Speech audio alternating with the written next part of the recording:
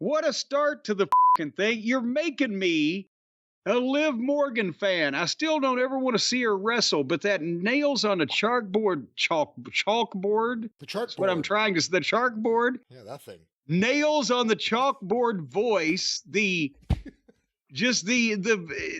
whole thing is so childish, but yet fascinating because Rhea Ripley's involved, and Liv and Dominic are these two fucking annoying heel fucking idiots that,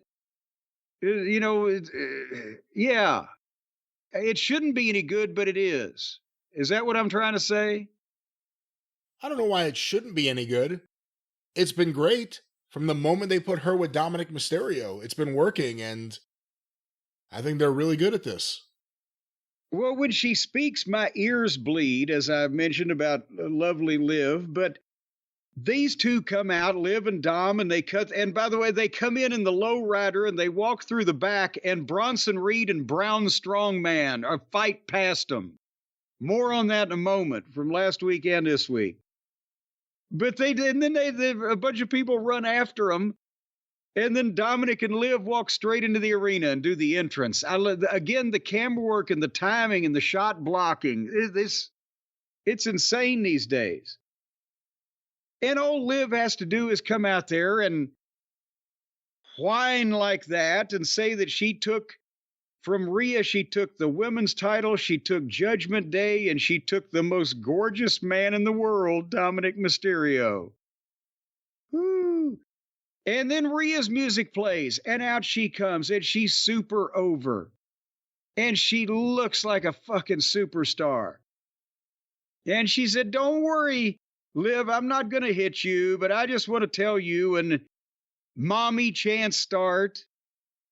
And Dominic starts to step up, and she tells him to get out of the fucking way. And Liv cuts the promo, "I'm going to beat you because I'm smarter than you are. Because I've been beating your knee up, and you're going to have to say that you're not cleared," and blah, blah, blah. And Rhea says, "Well, I came out here to tell you, my knee is good, and I am cleared. And by the way, Dominic, you're going to be there when I take my women's title back, high above the ring in a shark cage." A shark cage. I don't know, with her accent, it sounded like a shark cage. And he was going to be shitting his pants. But then old Wade Barrett, I believe, cleared it up. A shark cage. Why can't they just say hanging over the ring in a small cage? It might be easier for to say. Because the sharks hadn't come up. At least on AEW one time it was Shark Week, right? I think so, yeah, because they've done that a few times, Shark Week. People weren't thinking of sharks, but nevertheless, the people like that, and then Rhea Ripley said, "And by the way, what I said before, I take it back," and she headbutts Liv and knocks her out. That looked good. Yes, it did. And Liv sold it good. Yes, she did. Everything here was good. Yes, it was. You are correct, sir. Yes, sir. See, now I'm Ed McMahon. It's all downhill from here. I don't know where else to go. It's all downhill from here, but it was a great promo. And it gets, again, Rhea Ripley is not the biggest female star in the business. She's one of the biggest stars in the business, period. And Dominic still has kept his heat. And they're mad at Liv because she's the shrewish little mean girl that is, messing with Rhea. So anyway, we started off good. It's interesting to stop for a second and just talk about something we talked about years ago.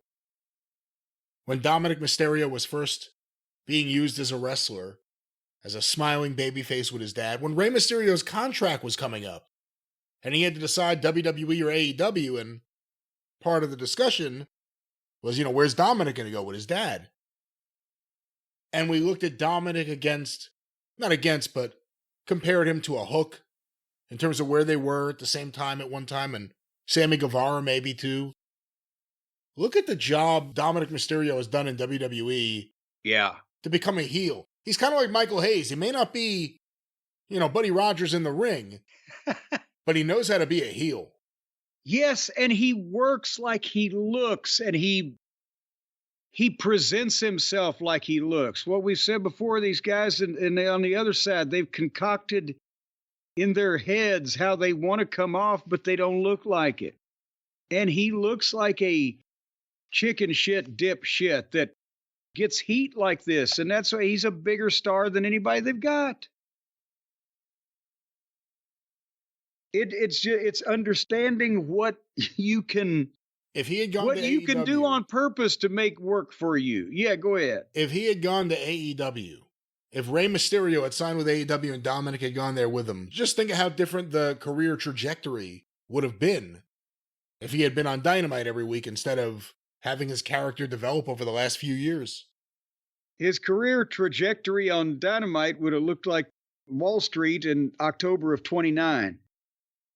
But anyway, what do you think of them booking the match? Just one last thing on this: Liv versus Rhea with Dominic in a shark cage above the ring. Well, I like that because that way he can be up there making scared faces and trying to yell down advice to Liv when she needs it that she can't hear because the people are screaming because he's trying to talk. They won't. I mean, they'll still have a match, but they won't really need to. It's gold there, and he's a sitting duck if Rhea wants to fuck with him. What's he going to throw down, right? You have to throw something down if you're in a cage above the ring. Well, you don't always. You don't always. It depends on how long they want to keep this going. But, potentially what kind of foreign objects does Liv use? I mean, I'm not trying to ask in a filthy type of way. I don't think she's established any specific, like she doesn't have a sledgehammer or nothing. Well, in that case, then, maybe he can slip down some type of marital aid she keeps in her purse. I don't know. And then you just go that direction anyway. Yeah, well, anyway, I'm moving along here now, though.